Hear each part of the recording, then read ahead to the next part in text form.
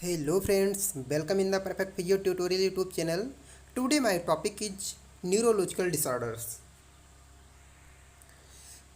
इस टॉपिक को हमने 4 पार्ट में डिवाइड किया है।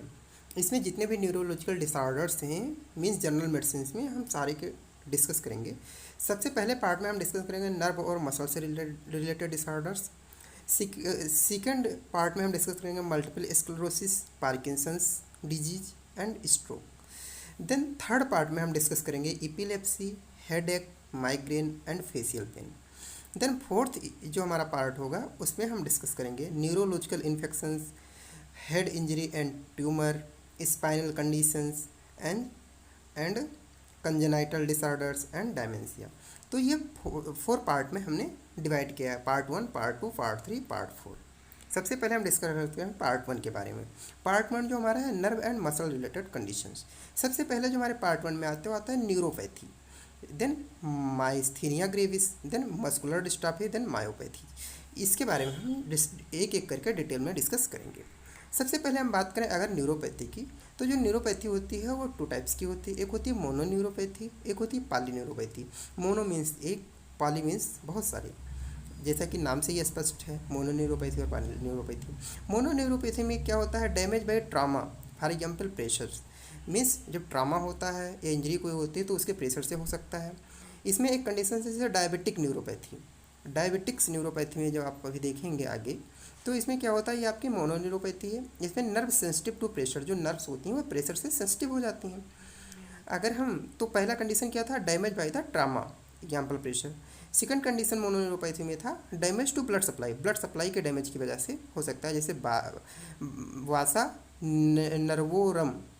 इसमें आपका आता है वैस्कुलिटिक डिजीज। देन आपका ये मोनोन्यूरोपैथी था। इधर पॉलीन्यूरोपैथी की अगर हम बात करें तो इसमें आपका आता है multiple peripheral nerves, digital symmetrical pattern, lower limb before upper limbs. और इसके रीजन क्या क्या हो सकते हैं पॉलीन्यूरोपैथी के, इन्फ्लामेटरी कंडीशंस भी हो सकता है, मेटाबॉलिक कंडीशन भी हो सकता है, टॉक्सिक कंडीशंस की वजह से भी हो सकता है। अब सबसे पहले हम डायबिटिक न्यूरोपैथी की बात करते हैं। जैसे कि 30 to 40% of diabetics patient in UK will develop significant nerve damage during their live due to sub optimal control. Sub optimal control की वजह से जो डायबिटिक्स पर्सन होते हैं उसमें नर्व डैमेज होने के चांसेस ज़्यादा होते हैं। इस वजह से डायबिटिक न्यूरोपैथी होने के ज़्यादा चांसेस होते हैं। मीन्स इसके कॉम्प्लिकेशंस हैं डायबिटीज़ के। स्मॉल फाइबर, इसके टाइप्स जो डायबिटिक न्यूरोपैथी की अगर हम बात करें तो small fibre neuropathy, autonomic neuropathy, motor neuropathy, means ये डायबिटिक न्यूरोपैथी के ही पार्ट हैं। टाइप से मीन्स लार्ज फाइबर न्यूरोपैथी। और अगर इसके कॉम्प्लिकेशन की बात करें तो जो बोन्स में कैलस होता है एंड प्लांटर न्यूरोपैथिक अल्सर्स होते हैं, ये डेवलप हो सकते हैं और इन्फेक्शंस होने के पेशेंट में ज़्यादा चांसेस रहते हैं। देन अगर हम बात करें एक्यूट पेनफुल न्यूरोपैथीज, ये है डायबिटिक न्यूरोपैथी। रेटिकुलोपैथीज एंड मोनोन्यूरोपैथीज, जैसा कि हमने आपको बताया था मोनोन्यूरोपैथीज के अंतर्गत आता है।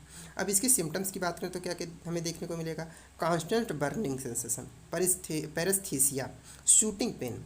अगर अगला हम बात करें तो either symmetrical sensory stocking distribution होगा, मीन्स दोनों पैर में हो सकता है, या फिर single or adjacent nerve root affecting, means one leg में भी हो सकता है, means one root nerve root की अफेक्टेड की वजह से।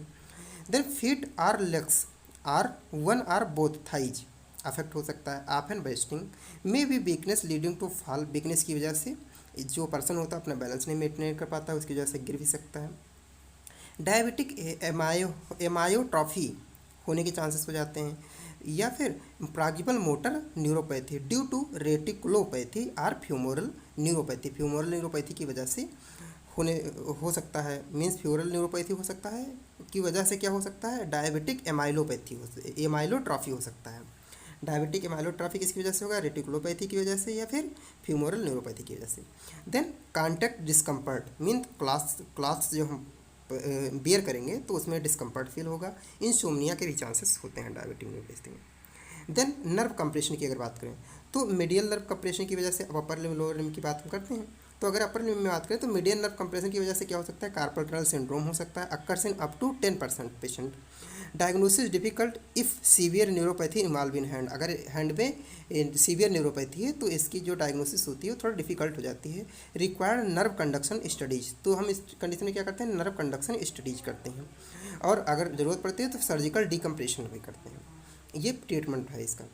अगर हम अल्नार नर्व कंप्रेशन की बात करें तो इसमें क्या होता है, usually at elbow groove, elbow में होता है, means groove of medial epicondyle. इसमें क्या होता है, pain and paresthesia along medial aspect of forearm and numbness in little and ring finger. Then क्या होता है, may be wasting and weakness of ulnar innervated small muscles of hand, means जहाँ जहाँ ulnar nerve की supply होती है उसमें wasting होने के चांसेस और वीकनेस होने के चांसेस हो जाते हैं। अगर हम कामर पेरोनियल नर्व की बात करें, जो आपकी सियाटिक नर्व है, वो जो हमारे थाई से नीचे जाती है तो दो पार्ट में डिवाइड हो जाती है, एक आपकी टिबियल नर्व और एक कामर पेरोनियल नर्व। तो अगर कामर पेरोनियल नर्व की न्यूरोपैथी होती है तो उसमें क्या होता है, nerve run around head of fibula present with foot drop, इसकी वजह से फुट ड्रॉप के होने के चांसेस होते हैं, and may have wasting of tibialis anterior, उसकी क्या हो जाएगी, वीकनेस हो जाएगी, वीक फुट डार्सिफ्लेक्शन, क्योंकि टिबियलिस एंटीरियर का फंक्शन होता है dorsiflexion of foot. Then toe extension and foot eversion, ये सारी जो हमारे मूवमेंट्स हैं उनमें वीकनेस आ जाएगी, करने में दिक्कत हो सकती है। देन अगला जो हमारा है पेरिफेरल नर्व डिजीज, ये हमारे आते हैं गुलियन बर्रे सिंड्रोम। ये क्या होता है, एक्यूट पेरिफेरल न्यूरोपैथी होता है, एक्यूट पेरिफेरल न्यूरोपैथी होता है, affecting motor more than sensory nerve, means motor nerve को ज़्यादा अफेक्ट करता है, इसकी वजह से होता है। यूजुअली फॉलोज इन्फेक्शंस जिनके होते हैं उनमें ज़्यादा चांसेस होते हैं होने के, और उनमें ही ज़्यादा देखने को मिलता है। अगर इसके हम सिम्टम्स की बात करें, symptoms over days and weeks में हमें दिखते हैं, ये बायलेटरल फेलिसिटेटेड वीकनेस देखने को मिल सकती है, लॉस ऑफ टेंडन रिफ्लेक्स में affect muscle of respiration, means जो रेस्पिरेटरी ट्रैक के मसल्स हैं उसमें उनको ये अफेक्ट कर सकते हैं, बर्निंग पेन एंड नम्बनेस ये देखने को मिलता है। देन अगर हम माइस्थेनिया ग्रेविस की बात करें तो जैसा कि आपको पता है माइस्थेनिया ग्रेविस क्या है, एक ऑटो इम्यून डिसऑर्डर है। Most patient have antibodies to acetyl choline receptor at neuromuscular junction, जो एसिटाइल कोलिन रिसेप्टर होता है उनमें सबके पास उसके लिए एंटीबॉडीज होती है।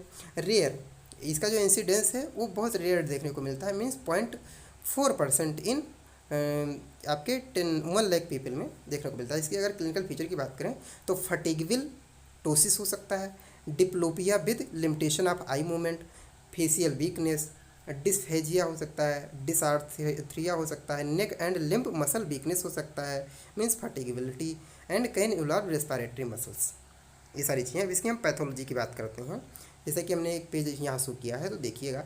सबसे पहले क्या होता है, जैसा कि आपको पता है acetyl choline is synthesized in the motor nerve terminal and stored in vesicles. Acetyl choline is released when action potential reach the nerve terminal and it bind with acetyl Colin receptor and propagating along the muscle fibre triggering muscle contraction, means जैसा कि synthesize होता है acetyl choline motor nerve terminal पर, उसके बाद जो vesicles होते हैं उसमें स्टोर हो जाता है, उसके बाद क्या होता है एस्टाइल कोलिन रिलीज होता है वहाँ से, और जो हमारा क्या होता है जो रिसेप्टार्स होते हैं वो एस्टाइल कोलिन रिसेप्टर उससे जाके बाइंड करता है और मसल कॉन्ट्रैक्शन को प्रोपोगेट करता है, ट्रिगर करता है। Production of number of acetyl Colin receptor at post synaptic muscle membrane, post synaptic fold are flattened, तो जब इससे क्या होता है फ्लैट हो जाता है उससे क्या दिक्कत हो सकती है, डिक्रीज। तो इसमें क्या होता है जब हमारे हो जाता है auto immune disorder means myasthenia gravis, तो उस कंडीशन में क्या होता है जो रिसेप्टर्स होते हैं उन्हें डैमेज करने लगते हैं, जो एंटीबॉडीज होती हैं। इसकी वजह से क्या होता है जो पोस्ट सिनेप्टिक फोल्ड्स होते हैं मीन्स रिसेप्टर होते हैं वो फ्लैट हो जाती है। इसकी वजह से क्या होता है रिजल्टिंग डिक्रीज न्यूरोमस्कुलर ट्रांसमिशन, इसकी वजह से क्या होगा leading to failure to trigger muscle action potential, इसकी वजह से मसल्स में वीकनेस आ जाएगी, कॉन्ट्रैक्शन नहीं हो पाएगा, जैसा कि यहाँ डायग्राम में आपको दिख रहा है। देन अगर हम मायोपैथी की बात करें तो weakness of trunk and proximal limb muscles, इसकी वजह से मायोपैथी हो जाता है। May be weakness of neck flexion or extension and muscle of facial expression, gait waddling भी हो सकते हैं मायोपैथी की वजह से। देन हम इन्फ्लामेटरी मायोपैथी की बात करें तो सबसे पहले होता है पॉलीमायोसाइटिस, ये क्या होता है में occur in association with auto immune connective tissue disease, connective tissue disease का ये टाइप्स है। जैसे कि आपको कनेक्टिव टिश्यू डिजीज अगर पता होंगी तो सिस्टमिक ल्यूपस इरिथ्रोमेटस था, ऐसे पॉलीमायोसाइटिस है। देन अगला जो है कनेक्टिव टिश्यू डिजीज वो है डर्मेटोमायोसाइटिस, इसमें क्या होता है रेस affect face and knuckles in minority of cases में हैव एसोसिएटेड मैलिग्नेंसी की वजह से ये हो सकता है। देन इंक्लूजन बॉडी मायोसाइटिस, इसमें क्या होता है selective involvement of finger flexor and quadriceps की वजह से हो सकता है। देन डर्मेटोमायोसाइटिस की यहाँ आपको इमेज पे दिख रहा है इसके। देन स्पाइनल कॉर्ड, अगर हम रूट की बात करें स्पाइनल रूट डिजीज की रेटिकुलोपैथी की अगर बात करें तो सबसे पहले अगर सर्वाइकल रेटिकुलोपैथी की बात करें तो प्रोलेप्स ऑफ इंटरवर्टिकल डिस्क में compress cervical nerve as exist. इसकी वजह से क्या होगा, इसकी वजह से neck pain, muscle weakness, loss of tendon reflex, sensory impairment. और इसमें इसके ट्रीटमेंट में क्या करते हैं, ड्रग थेरेपी दे सकते हैं, ड्रग दे फिजियोथेरेपी ट्रीटमेंट दे के हम ठीक कर सकते हैं, और सर्जरी की अगर ज़रूरत है तो सर्जरी भी करवाते हैं। देन हमारा आता है प्रोलेप्स लंबर इंटरवर्टेब्रल डिस्क की वजह से S1 रूट में, तो इसकी वजह से low back pain and tenderness हो सकता है। Pain down leg from buttock to ankle means sciatica condition develop हो सकती है। Wasting and weakness of gastrocnemius and soleus. Then S1 sensory loss हो सकता है। देन डिप्रेस्ड एंकल रिफ्लेक्स हो सकता है। अगर हम L5 रूट की बात करें तो सियाटिक पेन हो सकता है। हालांकि सियाटिका का वीडियो हमने अपलोड कर दिया, जिसका लिंक अभी हम डिस्क्रिप्शन बॉक्स में दे देंगे, आप उस पर क्लिक करके उसे देख लीजिएगा अगर आपने अभी तक नहीं देखा है तो। देन फुट ड्रॉप हो सकता है means weakness of extensor hallucis longus. Then L5 में डर्मेटोमल सेंसरी इम्पेयरमेंट होने के चांसेस होते हैं। जैसे कि स्पाइनल कार्ड डिजीज की अगर हम बात करें तो अगर हम इनहेरिटेड डिजीज की बात करें जो जेनेटिक्स होती हैं, इनहेरिटेड स्पास्टिक पैराप्लेजिया हो सकता है। कंजेनाइटल की बात करें तो इसमें डेवलप सिरिंगोमाइलिया हो सकता है। ट्रॉमा की अगर बात करें तो डिस्क प्रोट्रूजन्स हो सकता है, वर्टिब्रल फ्रैक्चर हो सकता है। इन्फेक्शन की बात करें तो इसमें एपिड्यूरल एब्सेसिस हो सकता है। अगर इन्फ्लामेशन की बात करें स्पाइनल कार्ड डिजीज में तो इन्फ्लामेशन में क्या आपको देखने को मिलेगा, पोस्ट वायरल ट्रांसवर्स माइलाइटिस देखने को मिल सकता है, न्यूप्लाज्म देखने को मिल सकता है between the vertebral metastasis and card tumour. Vascular disease की बात करें तो स्पाइनल कार्ड इन्फार्क्ट देखने को मिल सकता है, एपिड्यूरल हेमाटोमा देखने को मिल सकता है। अगर मेटाबॉलिक डिजीज की बात करें तो सब acute combined degeneration of card देखने को मिल सकता है। डिजेनरेटिव डिजीज की बात करें तो कार्ड का डिजेनरेशन देखने को मिल सकता है मीन्स मोटर न्यूरॉन डिजीज। और स्पाइन में स्पाइंडाइलोसिस विद कार्ड कंप्रेशन देखने को मिल सकता है। This is all about part first neurological disorders. Thank you so much. Video देखने के बाद जरूर बताइएगा कि आपको वीडियो कैसा लगा। सेकंड पार्ट हम बहुत जल्दी ही अपलोड करेंगे। और अगर इससे रिलेटेड कोई क्वेश्चन है तो आप हमें कमेंट बॉक्स में कमेंट करके पूछ सकते हैं।